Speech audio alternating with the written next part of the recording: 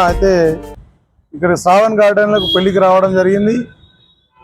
అందులో భాగంగా మా కొడుకు ఇక్కడికి ఈ బేకరీకి వచ్చినప్పుడు సందర్భంగా మా అబ్బాయిది 2 తులాల బాస్లెట్ ఇక్కడ చేయి నుంచి జారిపోవడం వల్ల ఈ అనుపమ బేకరీ ఓనర్ అను బేకరీ ఓనర్ గారు మాకు ఈ మా బంగారం మాకు రాత్రి సీసీ కెమెరాల లెంకి మీ ఫోన్ చేస్తా అని చెప్పిండు. అదేవిధంగా రాత్రి 9:30కే మాకు ఫోన్ చేసిండు.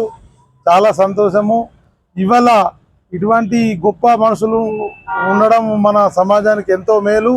ఇవాళ ఒక చాలా మంచి విషయము.